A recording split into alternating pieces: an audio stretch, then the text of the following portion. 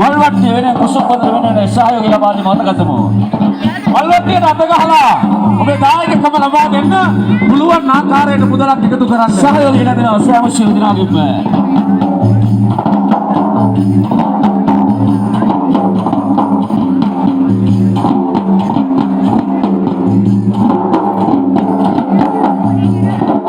හරි අපි ඊළඟට ආපන ශාලාව පැත්තට යනවා. අපේ ශාලාවේ අපි ටීචර්ලා ටික ඔහේ බලාගෙන ඉන්න. මේ පැත්තේ පිට කීයක් දෝ දෙනුනේ කීයක් දෝ දෙනුනේ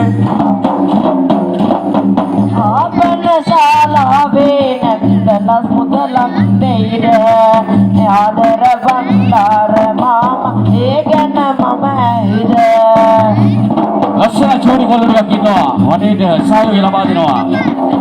චෝටි පොතාලා පාසල වෙත යුතුයකම් කරයිද ආමේ බණ්ඩාර අපිට කීයක් හරියවයිද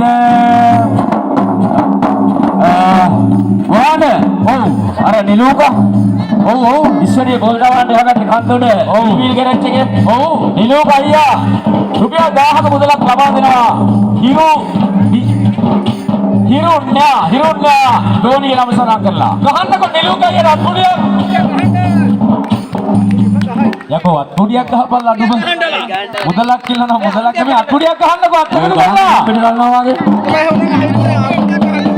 ලුක රතු කරන් අයියේ නම කියවෙනවා ආදර අයියත් අපේ රස බැඳුම ගයනවා කරත් එකේ වෙත තව දියුණට යනවා සහෝදර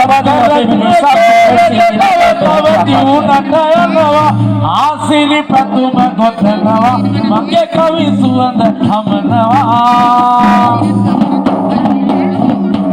ආදර නාමේ ඔබලට කවි ගලපනවා ආසිරි කවි මල්ල මතන අද පූදිනවා ඔබලා ගලපනවා බල්ම ලැබෙනවා පතමි බල්ම